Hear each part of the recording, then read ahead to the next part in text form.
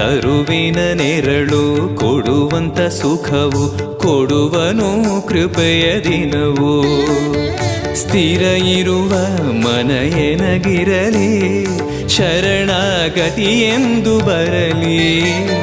ಭಗವಂತನ ಪ್ರಿಯ ಮಗನಿವನ ಸಾರಿ ಬದುಕು ಇರಲಿ.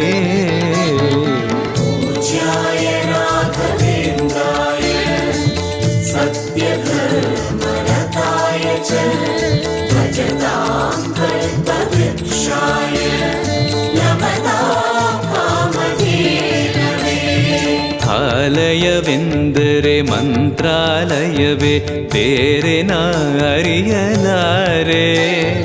ರಾಜನು ಎಂದರೆ ಶ್ರೀ ಗುರುರಾಜನೇ ಮತ್ತು ನಾ ತಿಳಿಯಲಾರೆ. ಆಲಯವೆಂದರೆ ಮಂತ್ರಾಲಯವೇ ಬೇರೆ ನಾ ಅರಿಯಲಾರೆ.